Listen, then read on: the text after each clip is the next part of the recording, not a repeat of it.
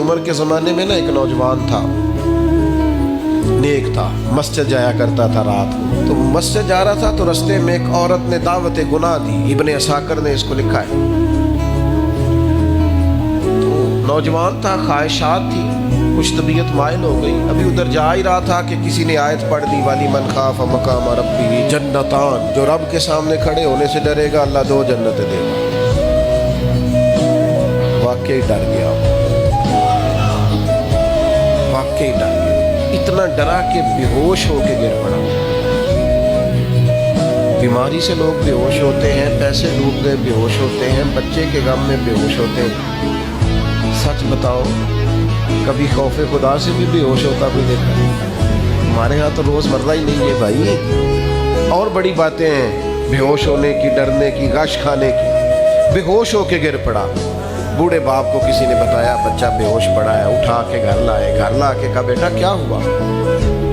نوجوان ہے، چڑھتی جوانی ہے، پر پاکیزہ بڑی ہے. کہنے لگا ابا جی گناہ کی طرف چلا گیا تھا، پر میں نے آیت سن لی جو اللہ کے سامنے کھڑے ہونے سے ڈرے گا رب 2 جنتیں دے گا. میں ڈر گیا تھا، رب واقعی 2 جنتیں دے گا.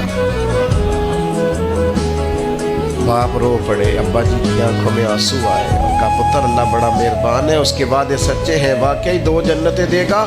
اس نے پھر ایک چیخ ماری اور اس طرح کی ماری کہ اس کی روح ہی پرواز کر دی.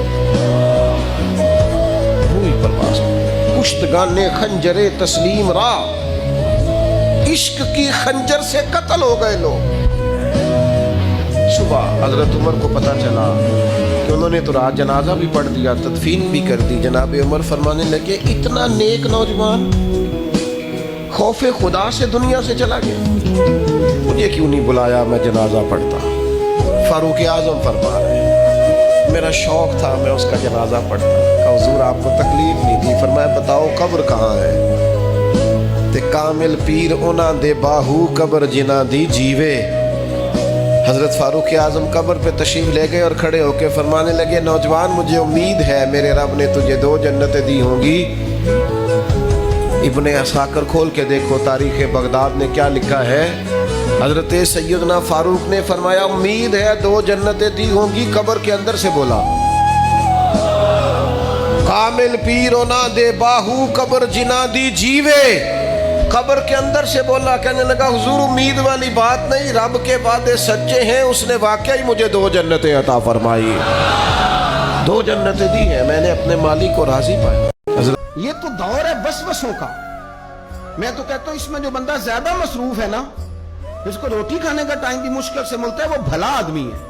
تھک کے سوئے، یہ ٹینشنوں میں نہ پڑے، چگلیوں میں نہ پڑے، غیبت میں نہ پڑے، گلے نہ کرے، بری سوچ نہ اسے آئے، اچھا اللہ کا شکر ادا کر. اور یہ پرانے لوگوں کے اندر یہ خاص، آج کل تو میں دیکھتا ہوں سارے بیچارے نوجوان لڑکے انہوں نے جمعے والے دن ہینگر لٹکائے ہوتے ہیں پیچھے، سارے کپڑے دھوبی سے استری کرا کے لا رہے ہو. سارے پتہ نہیں کہاں کام کاج ہوتے ہیں، ہمیں نہیں سمجھ آتی. سب نے سائیکل پہ روٹیاں لٹکائی ہوتی ہیں، کھانا پا گیا روٹیاں لے آؤ. کون سے کام کی بات؟ پھر بھی ابا جی رو رہے ہیں آپ. اور یہ بچیوں کی ٹریننگ کریں، آپ یقین کریں یہ مفت کے رٹے ہیں، جھگڑے کیا ہو جاتا ہے. سنو میرے رسول پاک نے کیا فرمایا. کسی نے پوچھا حضور بہترین مسلمان کون ہے؟ تو نبی پاک نے فرمایا جو سلام لینے میں پہل کرے اور روٹی زیادہ کھلائے. تو اگر آپ کی بیٹی کسی کو روٹی پکا کے کھلائے گی تو بہترین مسلمان بنے گی.